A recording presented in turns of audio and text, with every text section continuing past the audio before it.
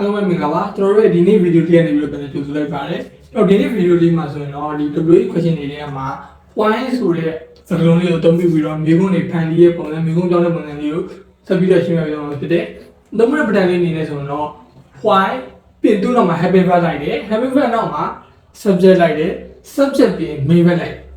ပြင်တော့ general requirement လေးပေါ့နော်ဒီစကားမှာဆိုရင်ဘာလို့ happy verb နောက်မှာ direct ဒီ main verb လိုက်လေးဆိုတော့ point ဆိုတဲ့ဒီစကားလုံးကြီးတော့အကြောင်းပြချက်တွေမေးတဲ့အခါတုံး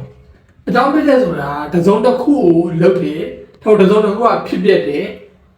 အဲ့ဒါဘာကြောင့်ဖြစ်တာလဲဆိုတဲ့အကြောင်းပြချက်ဖြစ်တဲ့အတွက်ကျွန်တော်တို့ကသူ့ရဲ့လုံဆောင်မှုတစ်ခုကိုလိုပါတယ်လုံဆောင်မှုတစ်ခုဖြစ်တဲ့အတွက်ကျွန်တော်တို့ main verb တစ်ခုကတော့ change တော့လိုပါမပါဖြစ်လို့ပါ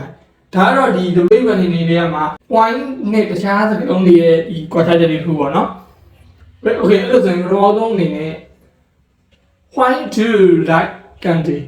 မင်းဘာလို့ဒီအလုံးလေးကြိုက်ရလဲ I like candy because it is sweet. ဘာဖြစ်လဲဆိုတော့အဲ့ဒါချိုလို့ Why did it happen? အဲ့ဒါဘာလို့ဖြစ်သွားခဲ့ရလဲ It happened because there was no one at home. အိမ်မှာဘယ်သူမှမရှိနေခဲ့လို့အိမ်မှာတည်းစစ်မတော်စားတစ်ခုဖြစ်သွားတဲ့အနေအထားမျိုးတောင်းကိုတကားမပေးမိလိုက်လို့တဟိုးမှအနေအထားမျိုးတစ်ခုပေါ့နော် Why does he do that? Tu bhalo eraလုပ်တာလေ He does that because of you for you to be happy. Okay အဲ့လိုတော့ပထမဆုံးစာကြောင်းလေးပြန်ကြည့်မယ်။တော့ပုံမှန်ပြောခဲ့သလိုပဲတစ်စုံတစ်ခုကိုတိုင်းနေတက်တာဒီမှာဆိုရင်တော့ကျွန်တော်တိုင်းနေတက်တယ်လို့ပြောမယ်လုံးဆောင်မှုတစ်ခုလုံးဆောင်မှုဆိုတာတဲ့တော့ဒီဆောင်းမှုတစ်ခုကိုပါပြီဆိုရင်ဆောင်းမှုဆိုတိုင်းအရှင်ပါနေရမဟုတ်ဘူးတချို့ဟာတွေရောဥမာနေတဲ့ like ဆိုတဲ့စကားလုံးတိုင်းနေတက်တယ်ကြိုက်တယ်လို့ပြောတယ်ကိုကတစ်ခုအရှင်မပါဘူးဥမာ left ချစ်တယ် hate မုန်းတယ် main verb လို့ပြောလိုက်ပြီမယ်ကျွန်တော်တို့တချို့ verb တွေမှာကျတော့ action ပါပြီးတော့တချို့ verb တွေမှာ action မပေါ့အဲ့လိုမျိုးခွဲခြားတာမရှိဘဲနဲ့လုံးဝဘာ verb ဖြစ်ဖြစ်အဲ့လိုအနေထားမျိုးကိုခေါ်တာပေါ့နော် main verb ဆိုပြီးတော့ I like candy ငါကြားလို့ကြိုက်တယ် because it is sweet အဲ့ဒါချို့လို့ဥပမာအနေနဲ့ I hate candy ငါကြားတော့မုန်းတယ် because it is so sweet ဘာဖြစ်လဲဆိုတော့အဲ့ဒါအရင်ချို့လို့ထို့တဲ့လည်းပဲကျွန်တော်အရှိမဒီလုံးဆောင်မှုတစ်ခုခုပါမယ်ပြီးရင်အနောက်မှာအဲ့ဒါကိုလောက်ရတဲ့အကြောင်းပြချက်ဒီလိုမျိုးနေနဲ့ဒီမှာအဲ့ဒါဘာလို့ဖြစ်ပြသွားရလဲအဲ့ဒါဖြစ်ပြခဲ့တယ်ဘာဖြစ်လို့လဲဆိုတော့အိမ်မှာဘယ်သူမှရှိမနေလို့ဘာကြောင့်လဲဖြစ်ဖြစ်ထက်ရအကြောင်းပြချက်ဆိုတဲ့အတိုင်းပဲကျွန်တော်အရှိမလုပ်တဲ့စာကြောင်းတစ်ခုလုံးရည်ညွှန်းတဲ့ဒုတိယစာကြောင်းအဲ့ဒါအကြောင်းပြချက် reason နေနဲ့အဲ့ဒါကို because နဲ့တော့တွဲပြီးတော့သုံးပြီးတယ် okay ဒီနောက်ဆုံးတစ်ခါမှာကျွန်တော်ဒီမှာ because of လို့ပြီးတော့လည်းထည့်တယ်for ဆိုပြီးတော့လည်းထည့်တယ် to ဆိုပြီးတော့လည်းထည့်ထားတယ်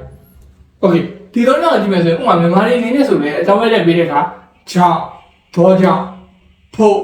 ရန်အတွက်စသဖြင့်ပေါ့ငါအပြင်သွားဖို့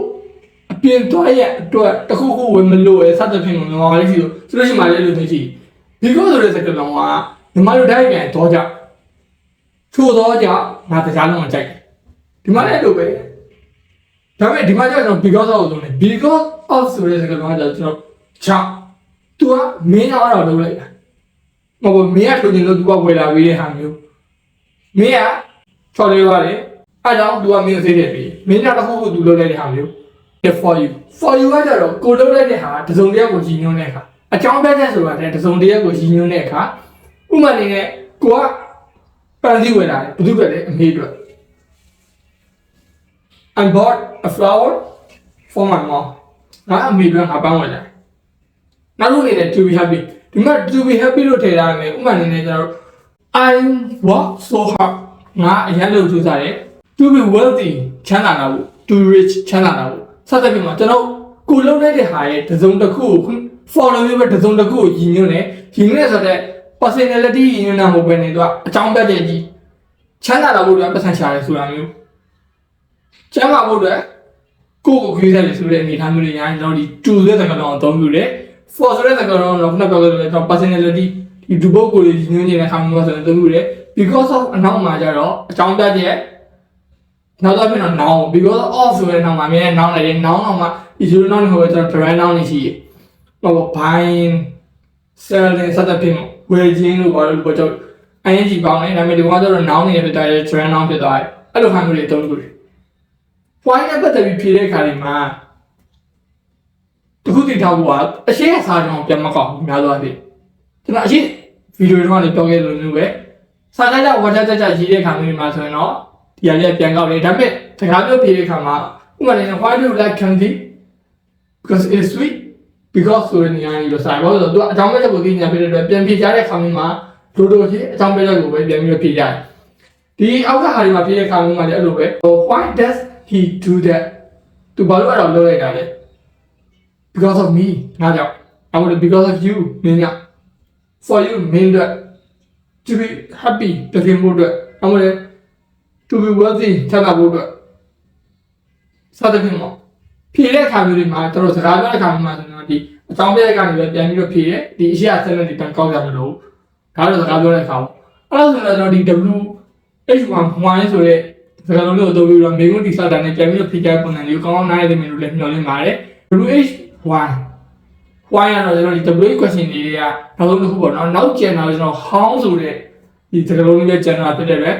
WH question တွေကဒီနောက်ဆုံးတစ်လုံးကိုကျွန်တော်ဒီပါပဲဆုံးသက်ပါမယ်အားလုံးလည်းနားလည်ကြနိုင်မယ်လို့ပြောနေပါတယ်တဲ့ကျွန်တော်အားလုံးဆက်ပါတော့မယ်အားလုံးလည်းပါမယ်ပါ